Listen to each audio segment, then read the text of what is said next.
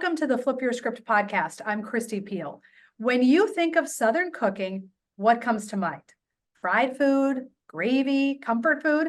Well, today's guest might make you think differently about that. Stacy Lyn Harris flipped her script from a practicing attorney to a Southern lifestyle guru, television host, celebrity chef, and best-selling author. Stacy Lyn, welcome to the podcast. I am so excited to be here. This is going to be so much fun.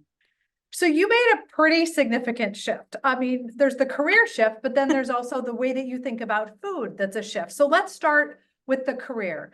Practicing attorney, career driven, and you made a shift to which, to me, as a mother of two children, 7 children, right? Yes. And you homeschool. Yes. God bless you. Like, on behalf of all parents, I feel like we should just clap for you. No, but thank you very much. It in a way, it was a selfish decision. I just wanted to be with my kids, and I just couldn't, and every parent does, but I was like, I can't do this. I need, my youngest went to kindergarten, and I was like, I just kept feeling like I just really want them home. And, anyway, that started the whole thing, really. I needed to be at home. And so I had to figure out how I could do this and be at home at the same time. So really, how could I homeschool and be at home at the same time? And then that led to everything else. So it's like one decision just catapults like a snowball, It's so true. And isn't it such a gift that we don't see the end result? Because I think, for me anyway, I think I would be too afraid to make the first little decision if I knew that all these decisions would lead to complete life change, because that's scary. It is. Thankfully, we don't have to decide, because people say, well, how did you decide to have 7 kids? Well, I didn't. Each one was an individual decision. And so, it just kind of builds upon each other. And yeah, I am so glad I don't know the end. Even now, I don't want to know the future. I just want to be right here in the present. Yeah. Which is hard with the family. I mean, it's a significant amount of your time spent with your kids. So talk a little bit about, so you're practicing attorney and you decide to start a family. Yes. How did you, okay, let's say that I would have met you in the break room at, the law firm, and would have said, hey, guess what? In 15 years, you're going to be a stay-at-home mom with 7 children. Would you have laughed at me, or would you have said, well, of course, I've always wanted that? I will just say, like, I see people from time to time from high school, and they're like, you are the last person I would ever think would have had 1 child, because I was an only child. I had a half brother and sister, but I didn't live with them. And so children, no, and my husband and I both, we're like, meh. But then we had 1, and then we just, it was like, I think we should really pray about this, and, maybe it's time to have another one. And, and then that's kind of how it happened every time. And, we just kept having children. So, that is pretty much what happened. But yeah, I never would have dreamed it. No, I mean, not in a million years. And so it's kind of great to think what your dreams are for yourself when you're younger, and how much greater your life is when you get there.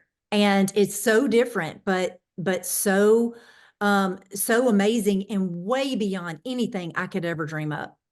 It's such a great point, because I spend quite a bit of time working with volunteering with college age women. Yes. And oftentimes they think about that, and then I'm going to have this many children, then I'm going to do this. And it's Yes. like, you actually don't know. You don't know what those plans are. You may or may not be able to have children. You may or may not find a life partner worth having children with. You may or may not want 7.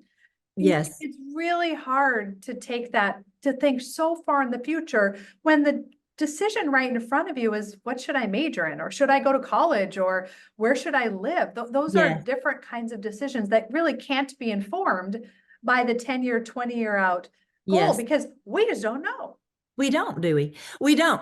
And you may decide when you're in college, you know, that something just really appeals to you and you never could have dreamed it. I have one son that he was just not that great in math. In fact, he wouldn't listen to anything I was saying. So I made him go and do dual enrollment online. And he started his math, you know, career early. And you know, it didn't click. Math, I don't think completely clicked with him until second year in college. And then it finally clicked. I think their brain has to catch up with their bodies a lot of times. And he ended up graduating in economics and he loves math. And, you know, it's just at different times you come up with different ideas of the way that you want your life to go, or you really get an interest in something.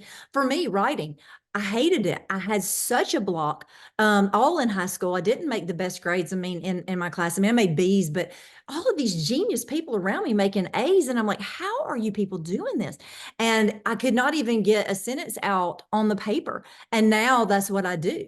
And so it's almost like the thing that you don't like is what you end up really doing and doing well. So maybe you just, you know, try so hard. Go ahead. Yeah, and you brought up a really great point about your son, is that I think sometimes as parents or as leaders, we think that we need to have all of the answers.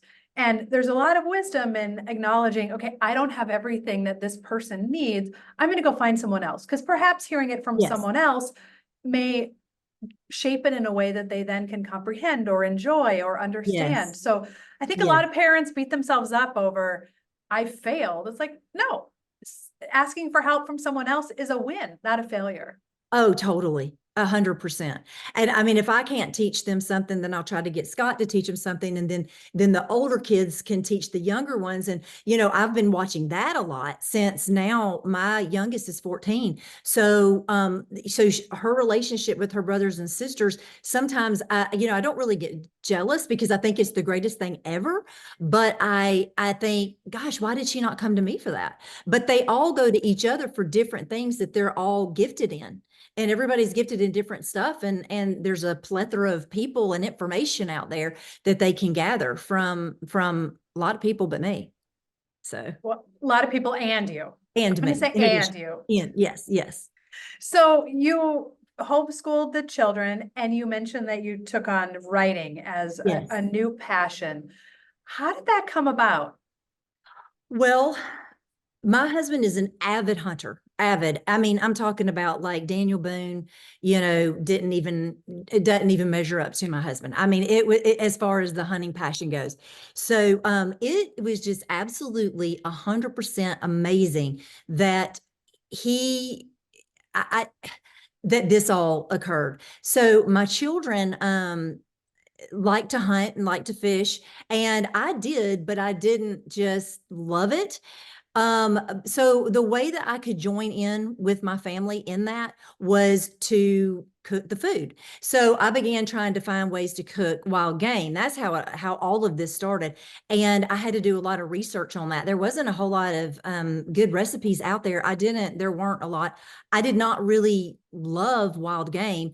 And so once I learned how to make it, I wanted to share it with the world. So and with other women, because, you know, a lot of women don't like to hunt and don't like to fish. I like it much better now, but back then I didn't just love it. And I thought, you know, that the food is the connection really with everything, every culture, every hobby, every tradition. I mean, food is the glue that holds all of that together. So that is how it all started. And when my youngest child was born, we went to this church, just visited a church in Tennessee, and all these movers and shakers were there. And somebody mentioned being a publisher, and I said, "Oh, I've always wanted to write a book." And they said, "Well, you ought to do it." So I was like, Scott looked at me and he said, "Yeah, you need to do it." So I wanted to get women on board with just this one topic, and have them join in with their husbands in their adventure through the food. And so I had a whole book written, just about a whole outline of a book written by the time we got home. And that was in Tennessee. So it's like 5 hours. And I had the whole outline. And then 3 months later, I published my first book. And then, you know, it just took off from there. And we were gardening at that time because we were like, if we are going to eat this incredible meat, why not, you know, have a garden and have, you know, vegetables that aren't like tainted, if you want to say. And we buy stuff from the grocery store. So I'm not saying that all grocery store food's bad, but we do grow our own. And so we started growing food, and then that opened up avenues for sustainable living books, for you know, lifestyle books. And you know, so then I started the blog, and everything just catapulted from there. And now I'm writing about the Southern lifestyle, traditions, hospitality, why we do the things we do in the South, and you know, what makes us tick. And so that's kind of, you know, where it is. And it still is relevant. The hunting, the fishing, the gardening, all of that is still relevant because that the South is where we do it. That's where we got the idea, you know, to do it. So For those folks who live in urban environments and they hear wild game and they yes. hear can you describe, because I'm imagining like your family, like walking up with like a moose or something, and that's not probably what you're talking about. So they go out hunting for a hobby, they enjoy it, and they come back with animals, and you have, what am I supposed to do with these animals, right? That's Talk about some exactly of the right. animals, because for folks that Okay. this isn't their lifestyle, Yes. they might not know you get food outside of grocery stores. Yes. And so, yes, so there's quail. So there's, you know, bird hunting, there's duck, bird hunting again, but it's a different type of hunting. And you've got deer, which is our main thing. We have white-tailed deer here in the South. And you know, it's you've got wild pig. We've been struggling to get rid of the wild pigs. But we do eat them when we, you know, kill them. But anyway, we feed all of our animals out there. It's this really interesting cycle of life. You know, we feed them, we protect them, we give them food, then they give us food, and we're very reverent about it. And it's been interesting to see all of the kids and what they have gone into. We've talked about genetics and, you know, all of the school related aspects of farming, of hunting, the outdoor life, the seasons. You could just have a school for 9 years on, you know, on all of that, you know, even laying there, you know, out in a non-urban environment and seeing all the stars and naming which ones are what. And, you know, got these apps on the phone and being able to look all of that up. So home education, you know, kind of do it yourself mentality, you know, it's all part of our culture and what we do. So that's been neat.